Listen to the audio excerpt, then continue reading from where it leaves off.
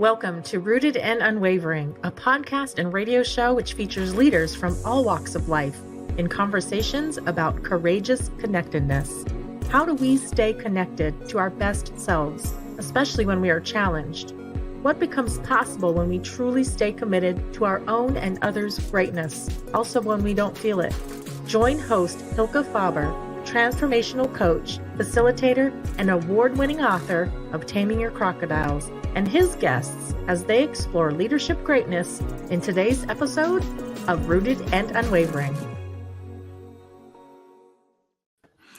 Welcome to Rooted and Unwavering, broadcasting live today from both Arizona and New Mexico. This is episode number 35, and Rooted and Unwavering, we help leaders connect more deeply to their innate potential. I am your host, Hylke Faber, and I'm here today with Jill Meyers. She's a senior leader in an engineering services company and also a pilot and a person that loves to be in space. Jill, how are you today? I am most excellent, Hylke. Thank you for having me on. It's a true pleasure and a true honor to be with you today, Jill, and I'm looking forward to our conversation today. And if you're listening, you're in for a treat. I'm going to tell you a little bit more about Jill in a second, but before we do this, I'm going to first share, as we always do, about this podcast so that we all get grounded in a mindset and a space of listening that allows for the podcast to do its work. So this podcast was started by us because we felt that it was great to figure out how you stay connected to what's most important to you, especially when it's stormy, when the mind moves in all kinds of directions. Emotions can be so powerful. We can feel great, we can feel tired, we can feel helpless, we can feel uplifted, we can feel angry, we can feel so many things. And in the midst of all that, how do we stay connected to what matters most to us? Not what matters most to part of us in that moment, but what matters most to us, to a deeper part of us. And how do we access that? And as opposed to spouting theories here, what we felt was, let's listen to leaders, let's listen to stories, because I find that I learned so much from stories. I was sitting on an airplane from the Netherlands this week, and I was just watching a mom taking care of her kids for 9 hours.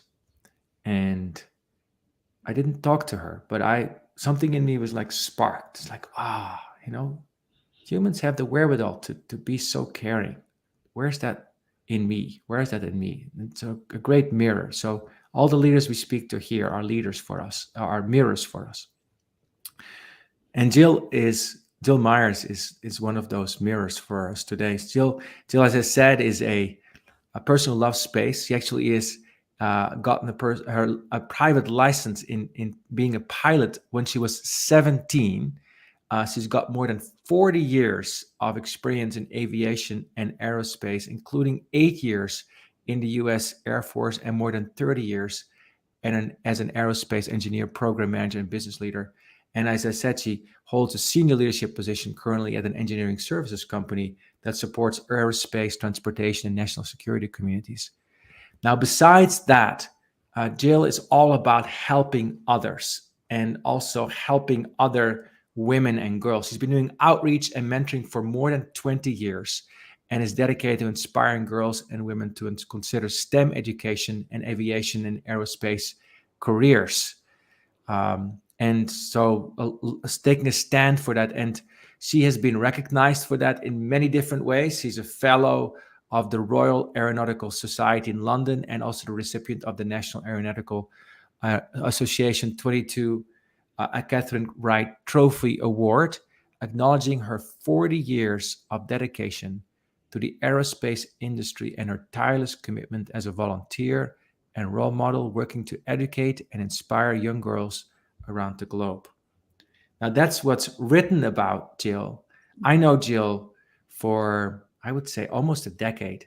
Mm-hmm. And we met when Jill was part of a team that I was supporting.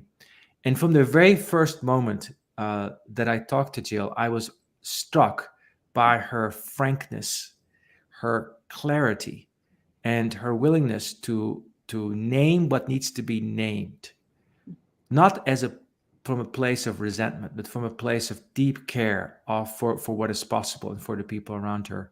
And besides that, Jill is a delight to be with. I always find I chuckle somewhere in our conversation. I find her a lot of humor, and Jill is just a gift to be with and to be shared. So I'm so glad you're with us today.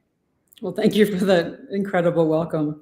It's been amazing knowing you all this time too. You're one of the most insightful people I've ever known. All right. Well, thank you for that.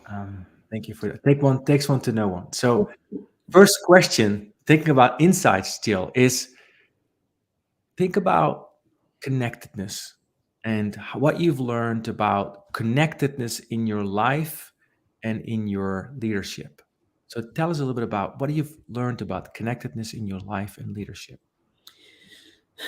Well, to me, connectedness has, many definitions and many forms, if you will. But one of the things I've learned over my long career is that, and you mentioned it a little bit in your intro, Hylke, is that I really need to stay connected to what keeps me going, what drives me, my passions, if you will, kind of an overused word, but, they're there. So for me, my primary passion, as you mentioned, since I was a kid, is aviation. And so the few times in my career when I have wandered completely away from things that fly, not been fulfilling at all for me. So that's one thing, that I found is I need to be somewhat associated with the things that really excite me. So, staying connected, to who I am and who I've always been, deep down is one part of it. And, there's a lot of people I've been offered positions in the past that had nothing to do with aviation or aerospace at all. And sometimes people will say to me, well, you don't need to do that for your job. You can do that as a volunteer or do that on the side. But, we all spend so much time at work and so many hours a week with the crowd that you work with and doing whatever the product you're building or the service you're providing. And for me, that's too much of my world to not be doing what I'm connected with. But as you also mentioned earlier, and as I've been very lucky to have a lot of success in my life, is to me the most important thing about connectedness and being connected is in order to introduce others, to connect others. Some people call me the best networker they've ever known. I'm always, and it's not conscious, it's just, built into my DNA. I am always thinking of, if I meet someone new, who else might want to know this person? Who else might benefit from meeting this person or collaborating with this person? So the things that I'm most proud of in my career as far as connecting people is when I've really introduced two other people to each other that just turns in and blossoms into something really amazing. Beautiful, beautiful. I'm so curious, Jill, about how you connected to space and flying. Can you tell us a bit about how that came to be? Because I would think that's a kind of unusual thing. Not many people wake up and say, I want to fly, or I want to have something to do with things that fly, as you said. Yeah. Well, my usual story, which I'll caveat in a minute, is that I grew up, I'm from Philadelphia originally, and my dad had a friend who lived north of Boston on the coast, an amazing, amazing guy named Josh, who was an inventor and a scientist and an engineer and a private pilot, and had just incredible mind and incredible interests. And we used to go up, they lived literally a half a block from the water. So we would go up almost every summer when I was a kid and stay with Josh and his family for a couple days, and then usually go somewhere else in New England for a vacation.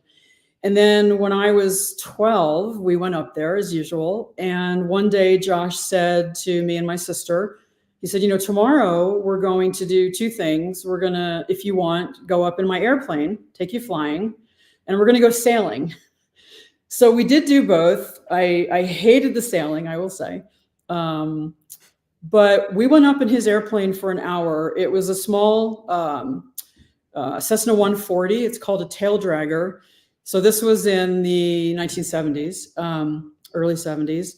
So a tail dragger is an airplane where the most small private planes, there's a triangle of 3 wheels toward the front of the plane. But a tail dragger has the 3rd wheel way in the back under the tail, so it looks like it's dragging its tail when it taxis.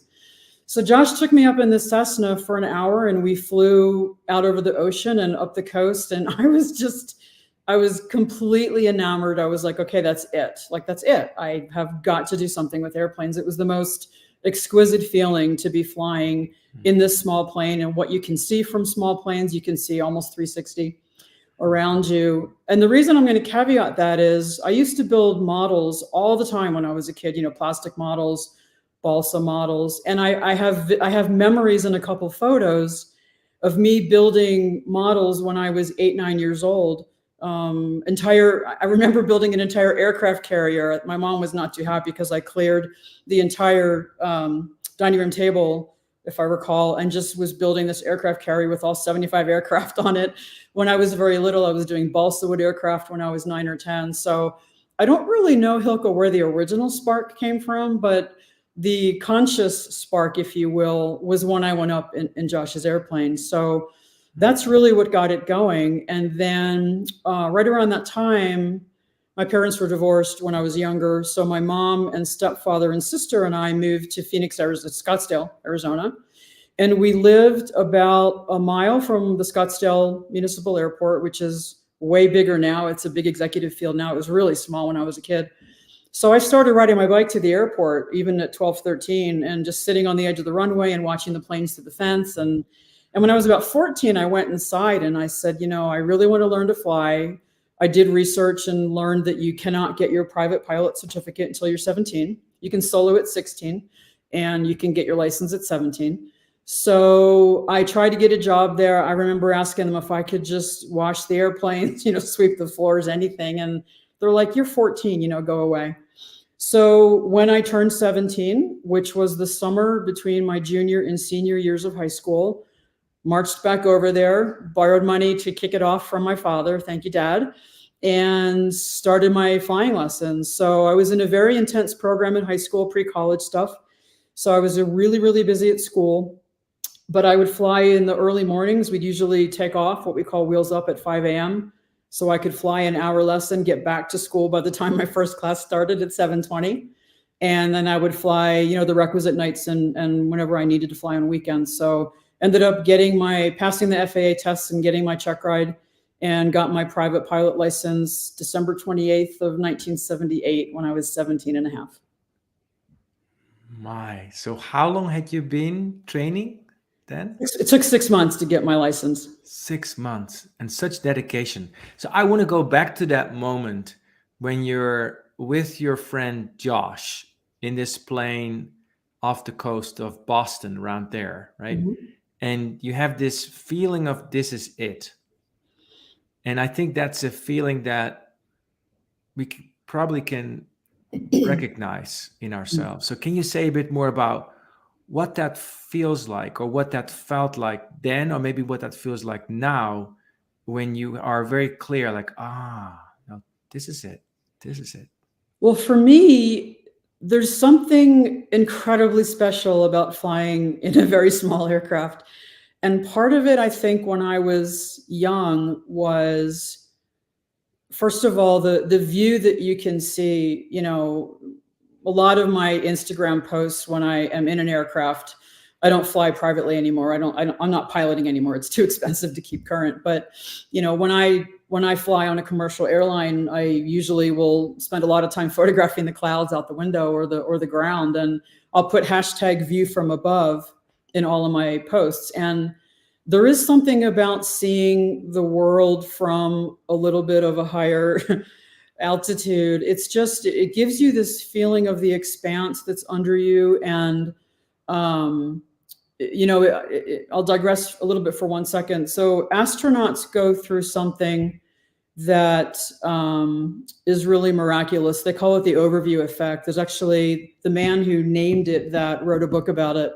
But when people go up in space, even the folks that fly on Virgin Galactic or Blue Origin, where they they're actually weightless for only 3 minutes, and they really just see part of the curvature of the Earth. They don't see the whole Earth as if you're on the space station or in the shuttles in the old days. But the overview effect is something that astronauts, and I'm lucky to be friends with an astronaut, so I've talked to her about it. There's something about getting perspective about your own life when you see the Earth from above. And part of it is you realize how small you are in the world, that you really are just a piece of something bigger.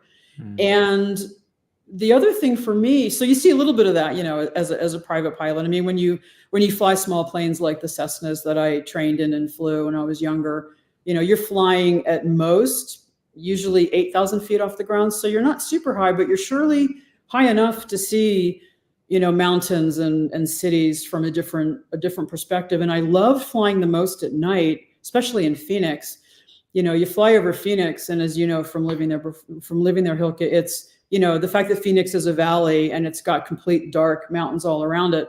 When you fly and the only illumination is all of the city lights at night, there's just something so mesmerizing and calming about it. But when I did my first solo and flew the plane alone when I was training at 17, my instructor knew me extremely well. And he knew that because I caught on to things really quickly, I got kind of lackadaisical about the training process. So there were times when he would say, okay, let's go ahead and do steep turns. And I would just go, oh, okay, here we go again. Steep turns. All right, let's do it. And it was very rote to me by then. So normally he knew that if I was prepped for something, I would not be as reactionary and as excited about it. So most people know ahead of time when they're going to solo, so they would say, okay, Hylke, Monday morning, you're going to come in, we're going to, fly together for 2 go-arounds, and then I'm going to get out and you're going to solo. And, they want you to get ready for it. Well, my instructor, whose name is John P. Campbell, who I'm in touch with again, he looked me up after like 20, 30 years. Oh. It was amazing. We went up one day, to do what they call you just basically stay in the flight pattern and practice takeoffs and landings, which are the hardest things. And literally at one point he said, can you do a full stop on the next one and pull over, which was not at all unusual. So I full stop and I pull over on the taxiway. John jumps out of the plane, looks at me, says, do 3 more by yourself, slams the door and runs. I was just like, oh my God. But there were planes behind me, so I didn't have any time to sit and think about it. So, hit the power, went back on, and did 3 by myself. But I will never, ever forget the very first time I took off all alone, went into the traffic pattern, got on what they call the downwind leg, which is sort of you're parallel to the runway, just sort of going back in the rectangle. And I had time to just sit and think. And I sat there and I thought, wow, I'm 17 years old and I'm flying an airplane on my own. And the confidence that built in me, and I'm not a power trip person at all, but kind of the power that I felt of I have control of this airplane and there's no one sitting next to me if I do something wrong. It was really amazing. So much in that story. The confidence that you felt taking off by yourself and then coming back alive. You're sitting here a few decades later to talk about it. And also the overview effect, the sense of humility. Yeah. So maybe tell us a little bit about that humility and that confidence that comes so through from this story, about how that shaped you in other parts of your life, because there's something that draws you to the window, even of a commercial jet, to take those pictures. Yes, definitely. The humility part is just that a lot of people, I think, don't necessarily have a way or have gained enough perspective on their place in the world. And I just think that flying in a small plane when I was training, and, I flew for another year or so before I joined the military, and then never had time after that much. I mean, I've flown since then a few times, but not for any length of time.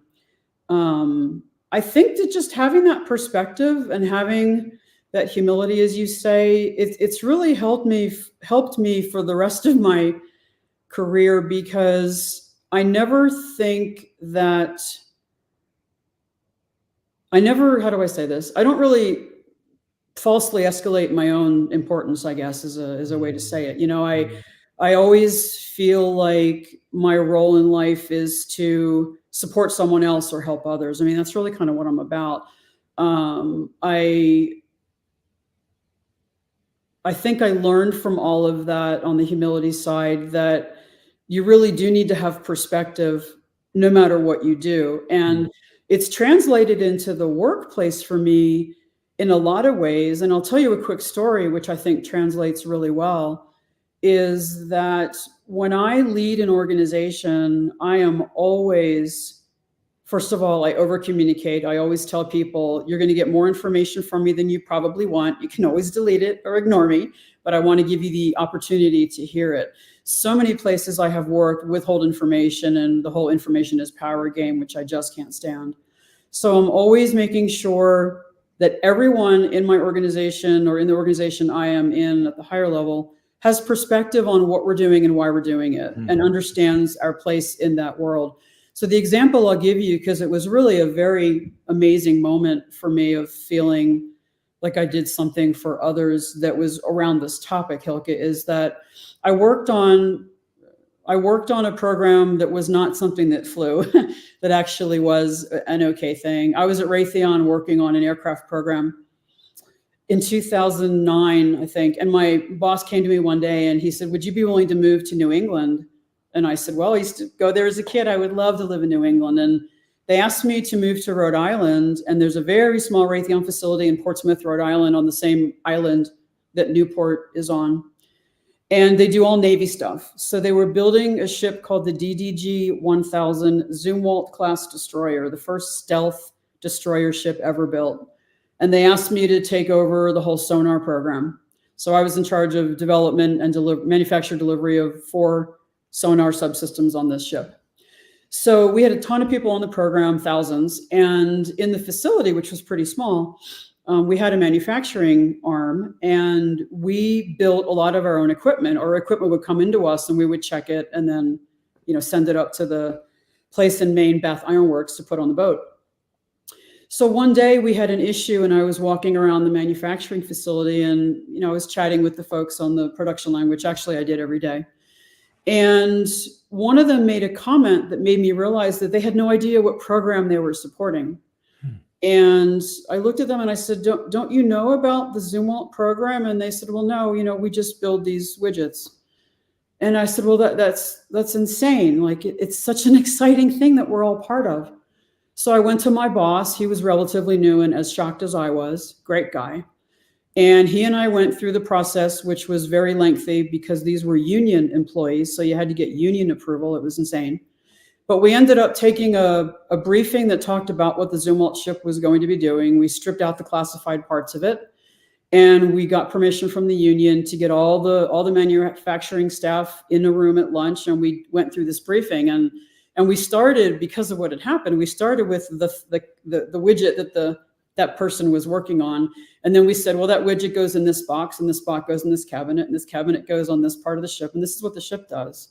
And people's minds were just completely blown, and they were just like, we're part of that?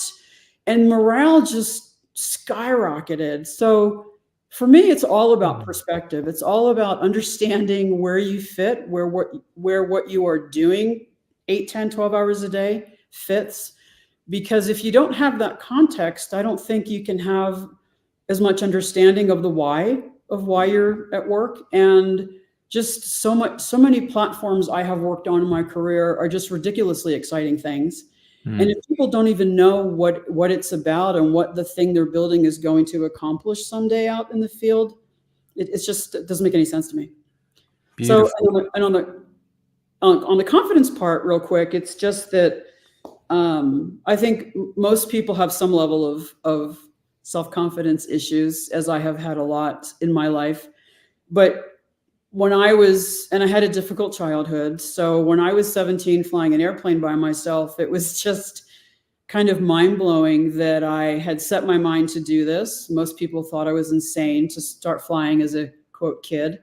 And when I accomplished that and passed all the tests, which are not easy, and got my license, it really was a huge sense of accomplishment, and it built a lot of confidence in me that, if I can learn this and do this at 17, there's no end to what I can do. And when I get in moments of self-doubt, I think back on my most, the accomplishments I'm most proud of. And of course that always comes up first.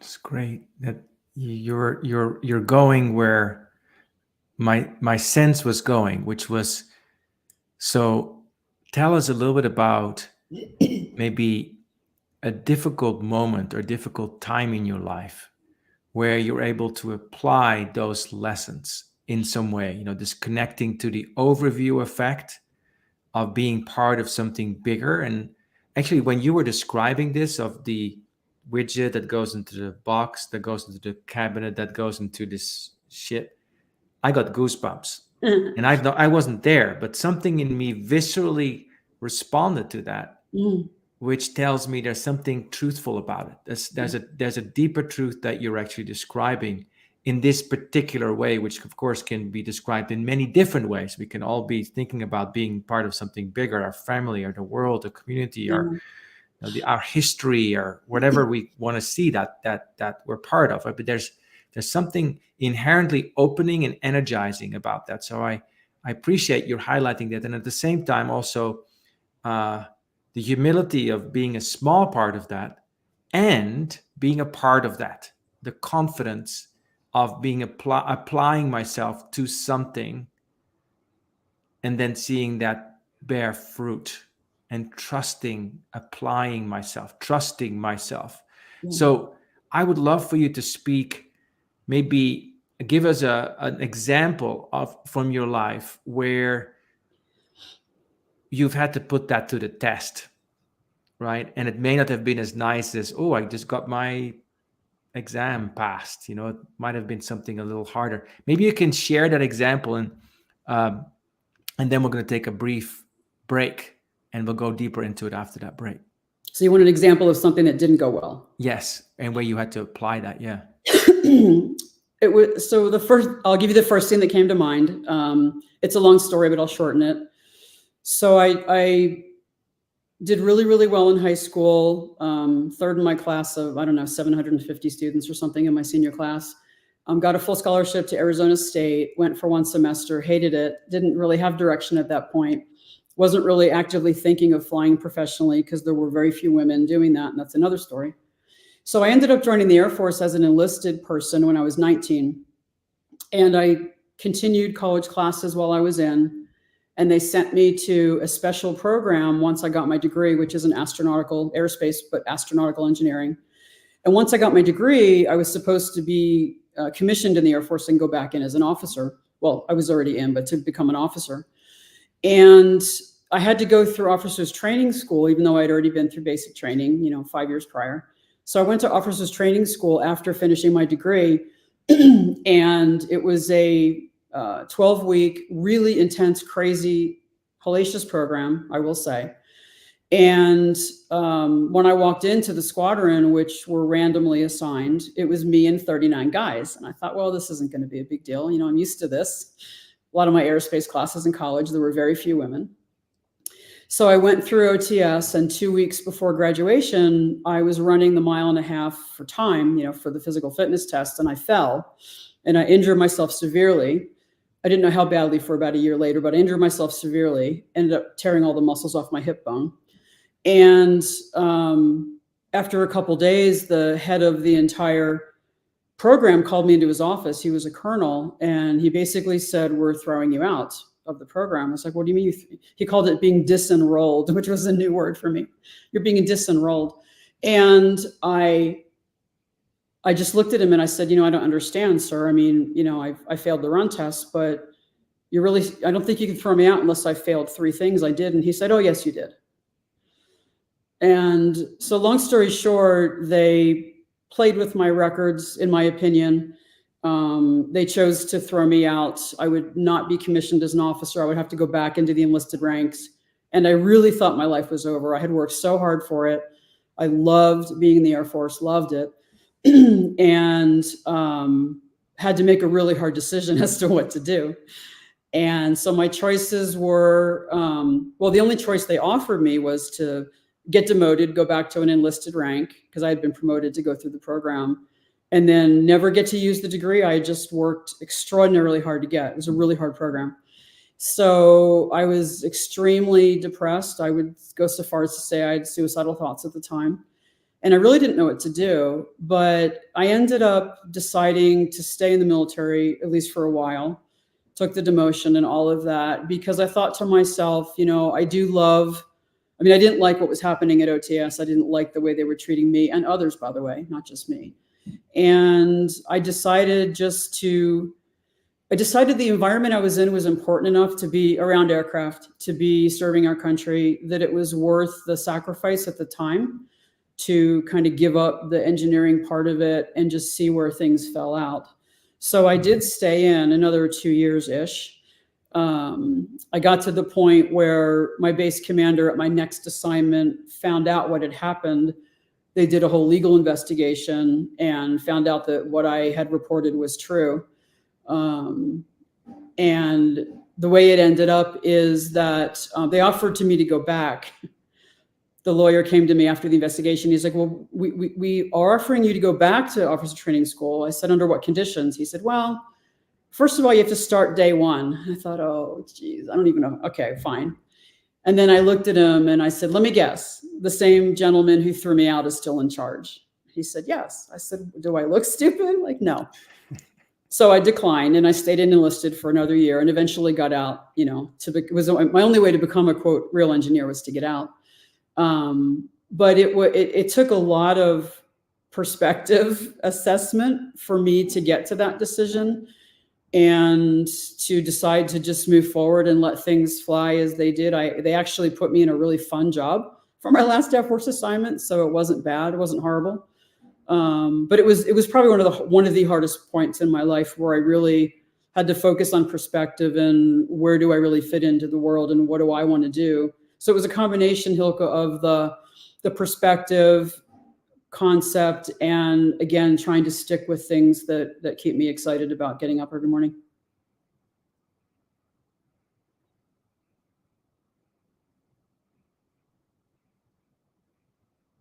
I think you're frozen, Hylke. Are you there? We just lost Hylke. That is not a good thing. I'm sure he'll be back, everybody, if you're still on. There's Rick. Yes.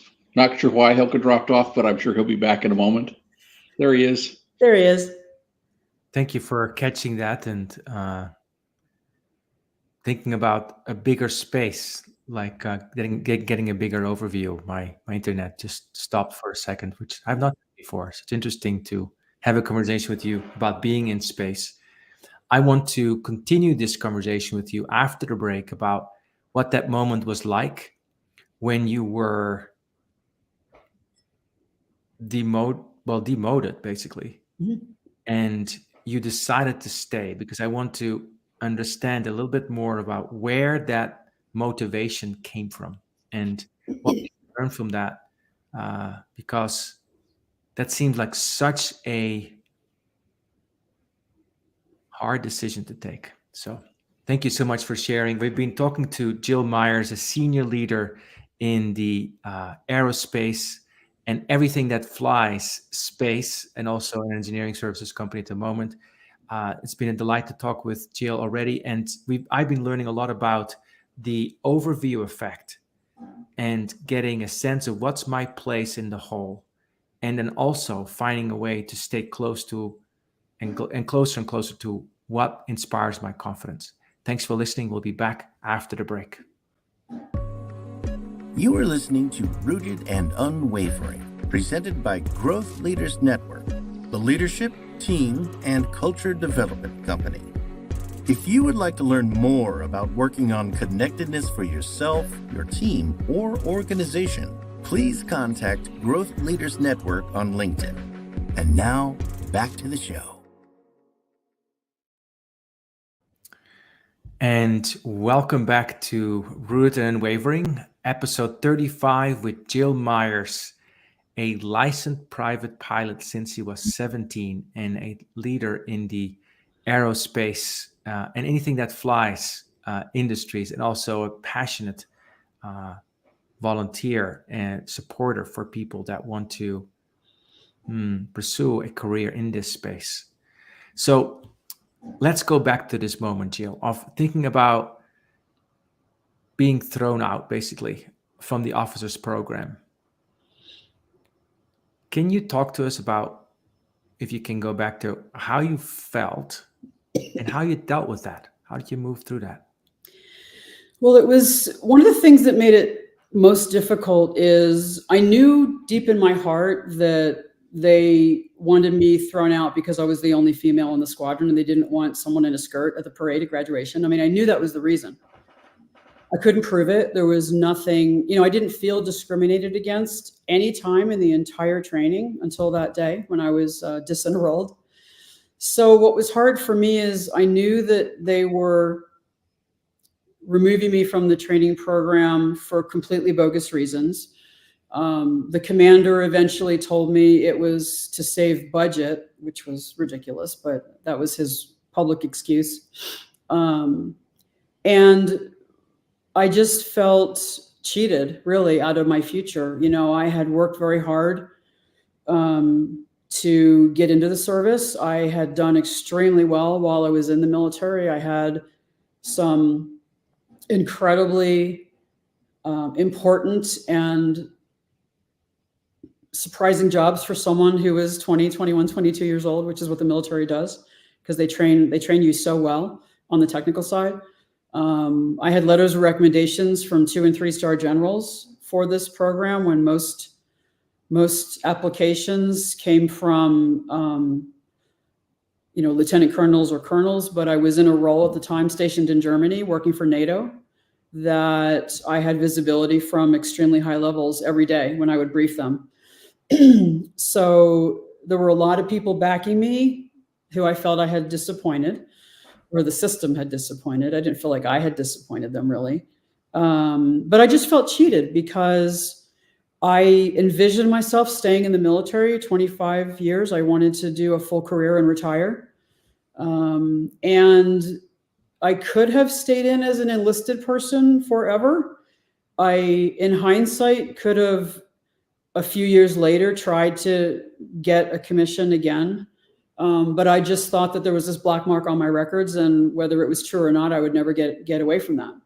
So, but the decision I made to stay in was because, again, I just constantly thought about what I wanted to do that would make me happy. And because I really love the Air Force environment in general, I really loved my prior assignment, which was 3 full years in Germany. Before that, I was in Omaha, Nebraska, which was okay.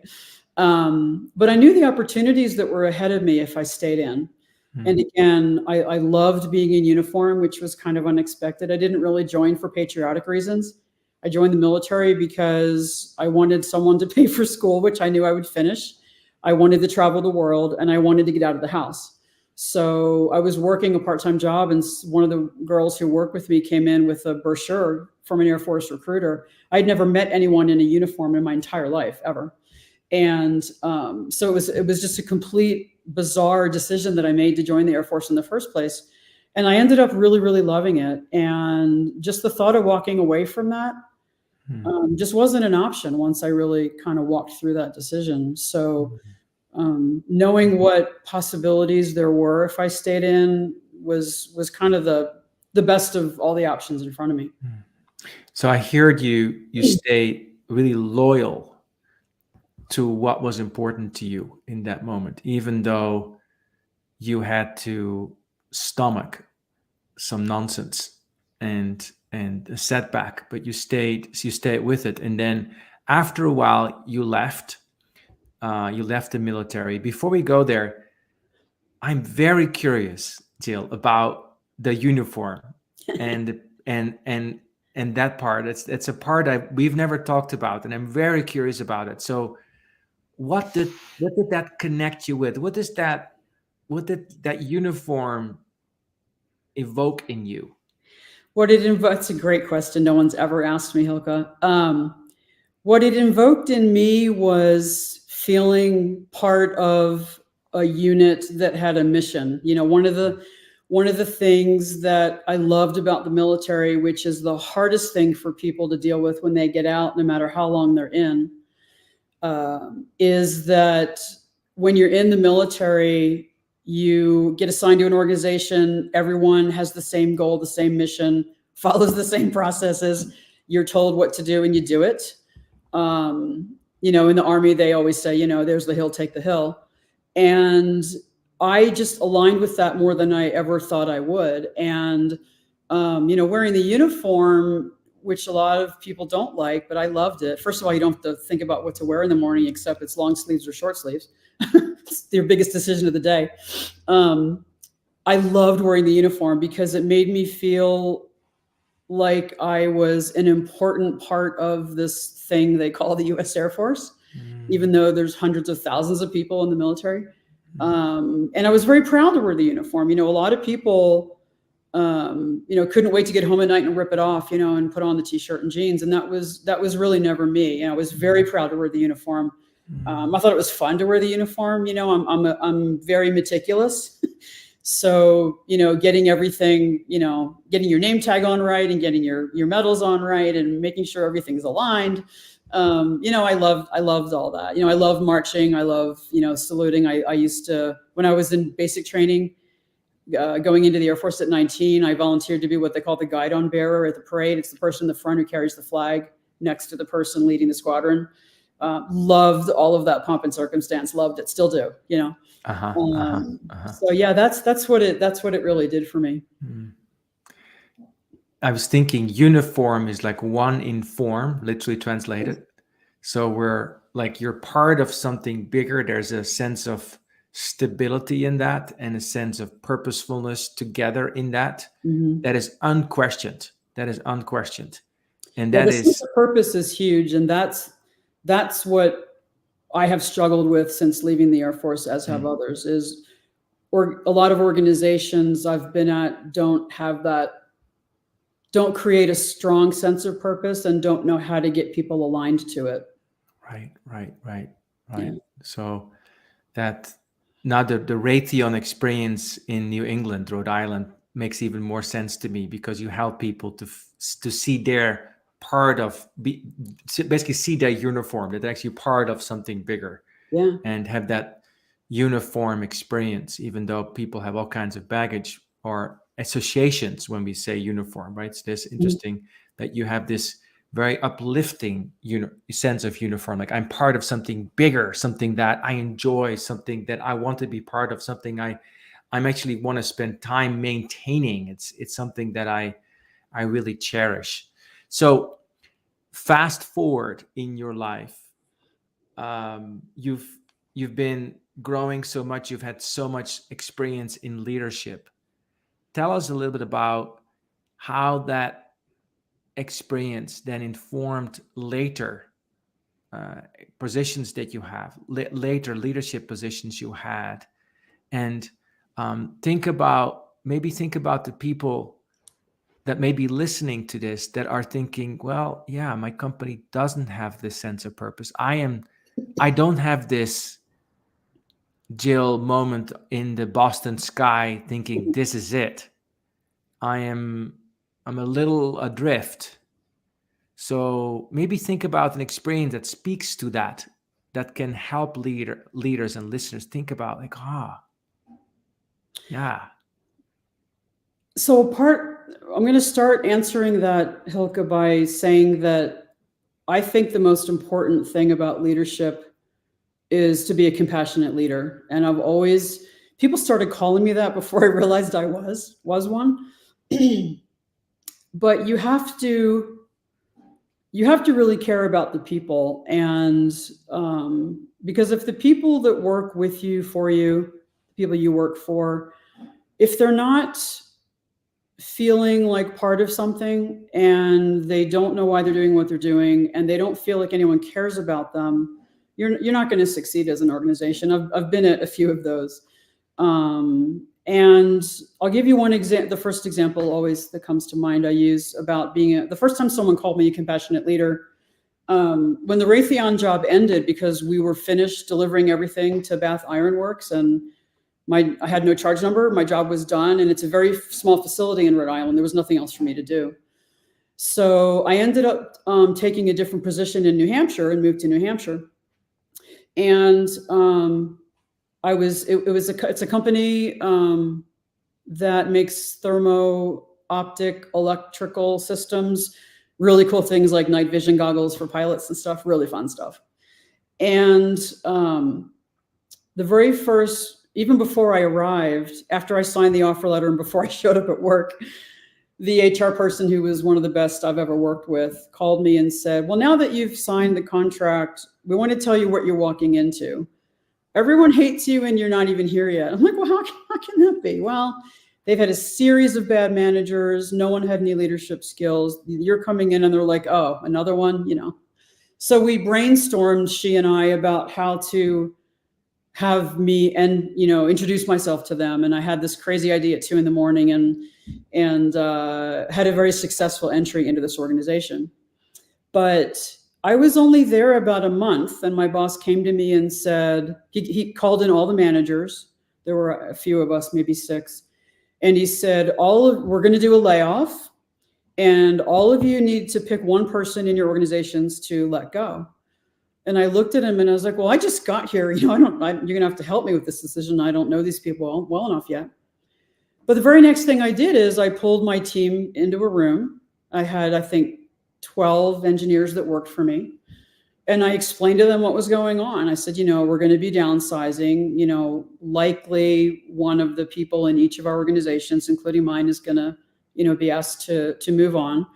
And afterwards, people came into my office and they were like, well, I can't believe you told us that. I said, well, why wouldn't I?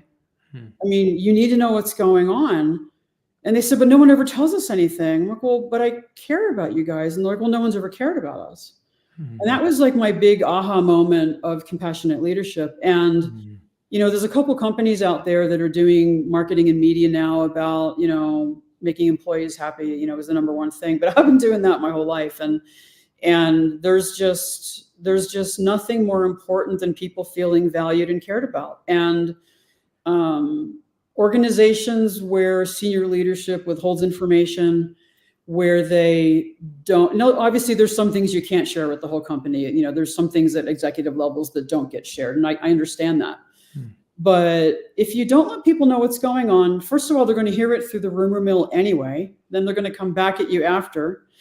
So I'm all about preparing people for things that are coming down the line. I'm all about just, leading with integrity and ethics, which is I have an extraordinarily high ethics bar from some things I witnessed and was party to at other companies that caused me to leave them.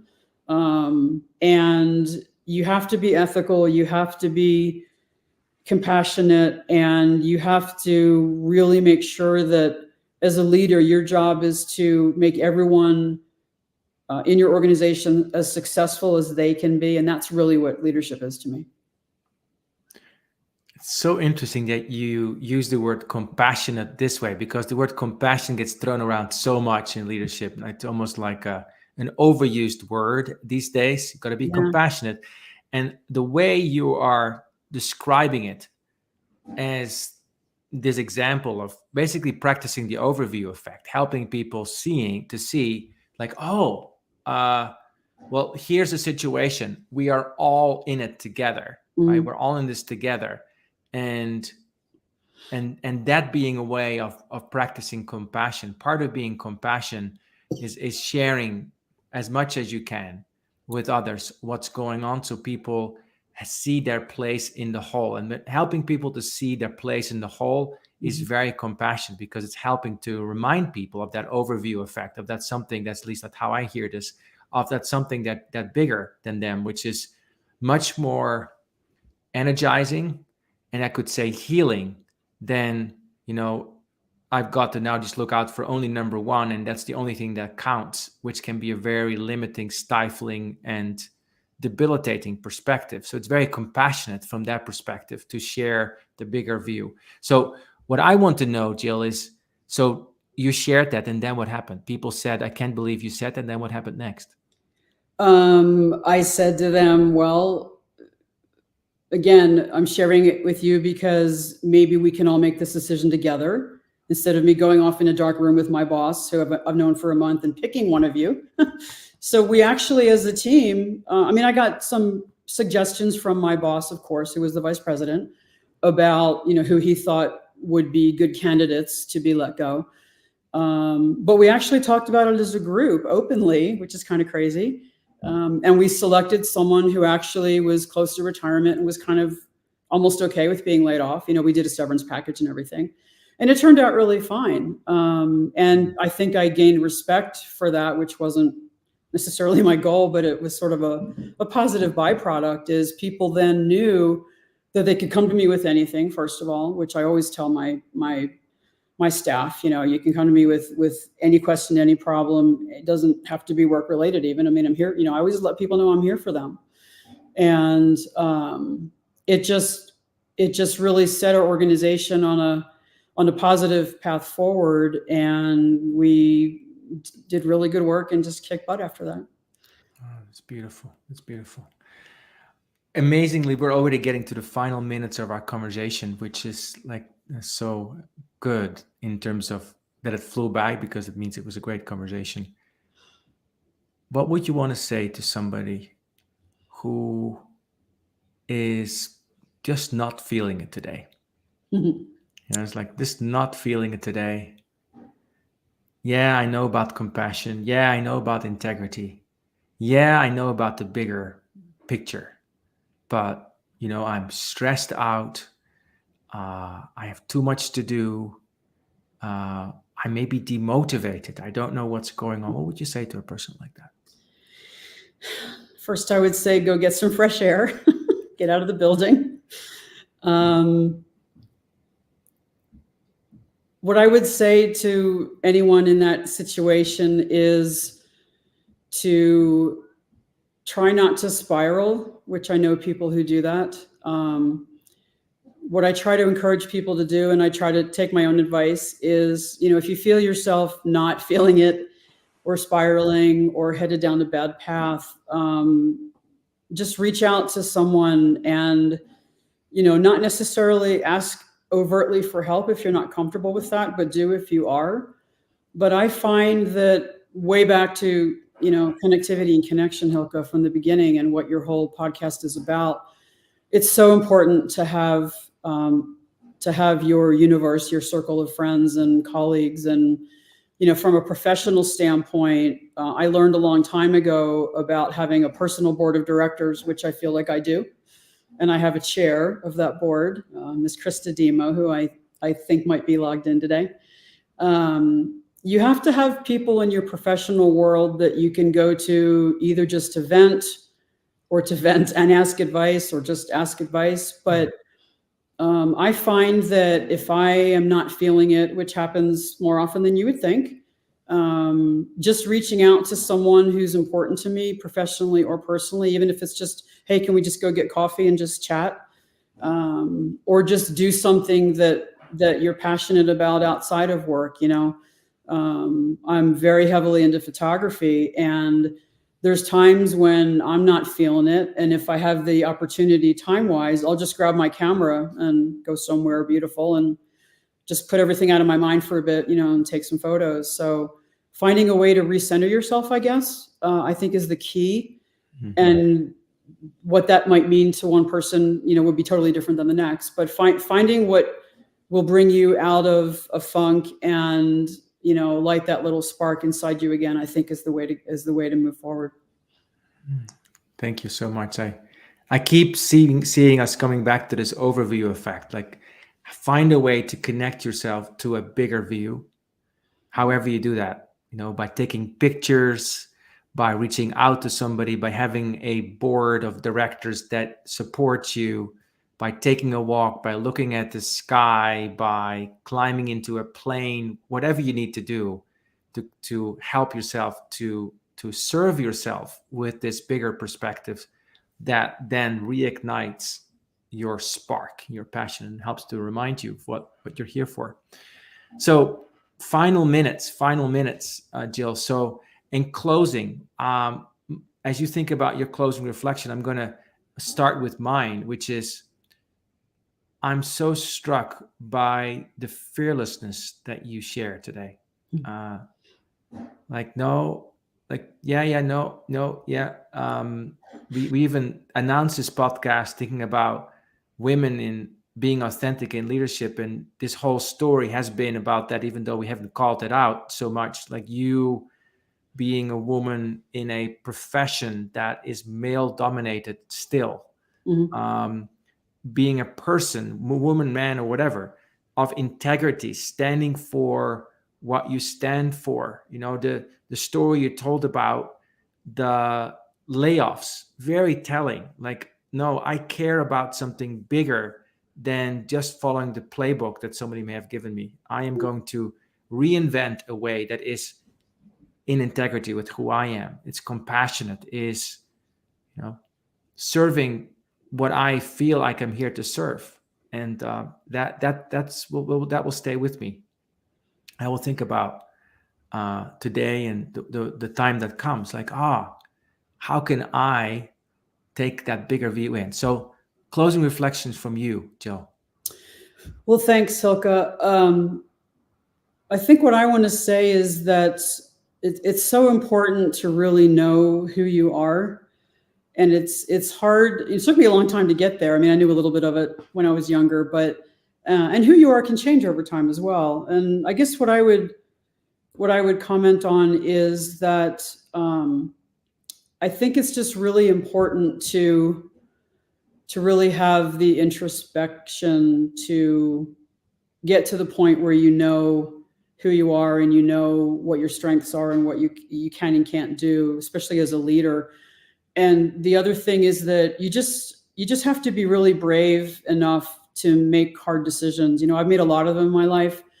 I have left organizations with no other job in hand because of, as the one I referred to, when ethics were crossed and people's lives were at stake and nobody cared. You know, I couldn't stay. But you really have to build up the strength to understand who you are and where you fit in the world. By the way, the overview effect, the person who claimed that, his name is Frank White, I believe. If you Google it, there's a book that you can buy that talks about it and describes it. It's, you know, decades old. But really getting that perspective and using your inner circle to help you gain that perspective, I think, is what I would give guidance to folks. And so it's still an incredibly male-dominated field. Women are still only 5.96% of all licensed pilots on the planet. It's insane. In the 1960s, it was 4%. Now it's 6%. You know, do the math. It's just really nuts. So a lot of women in aviation aerospace really struggle with, as you said, being handed a playbook, and you just have to have the wherewithal to say, no, that's really not the best way to go about it. And luckily, I've been successful most of the time in having the strength to do that and just do what in your heart you think is right. And if it doesn't work out, it doesn't work out. But I think everyone owes it to themselves to give it a try. Thank you so much, Jill. Thank you for sharing with us about the strength that comes from the bigger view. From the bigger view, that doesn't often come for free. That often comes because we have to make a decision. And very struck also by what you just said about leaving jobs, plunging, not knowing what's happening next, just because you have to. So I know we're also at this time of year where people have holidays and vacations coming up. So maybe that's a great reflection of what is your bigger view? What is your bigger view, and how can that inform you and guide you, maybe in a gentle way, to design more of your own playbook? And it doesn't have to be drastic or radical. It can just be in small ways, how you interact with the person sitting across from the dining table, or what you do with your day to day, or how do you plan your life or your day today. So thank you, Jill, for being here today. It was a delight and an honor to be with you. Likewise, Hylke. Thank you so much. Yeah. And for everybody listening, I really appreciate you listening and being in this work together of taking a stand consciously for what truly matters to you and not what's prescribed, but truly what matters to you, and let that come to the fore. Stand in that. Next time, we'll be talking to Sunita Teis, who is a writer and a leader who also take a stance for working differently. One of the first things she told me is that she's working half-time. She's in her mid-30s, as is her husband, to spend time with her kids. And she says, I'm no longer interested in the rat race. So we're going to hear more about that in 2 weeks. And if you are interested in these podcasts, they're all available on Apple and other places where you find your podcast. And of course, also on LinkedIn and YouTube and other places, so you can subscribe there. Thank you for listening.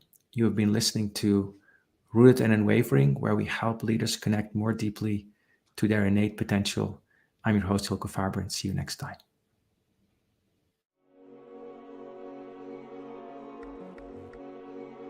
Thank you for joining us in today's episode of Rooted and Unwavering, leadership conversations about courageous connectedness, presented by the leadership development company, Growth Leaders Network. To learn more, subscribe to this podcast, connect with Growth Leaders Network and Hylke Faber on LinkedIn, or read Hylke's award-winning book, Taming Your Crocodiles. Now take a moment and appreciate something that is great about you. Celebrate the gift that you are and enjoy connecting more deeply to your best self today. See you next time on Rooted and Unwavering.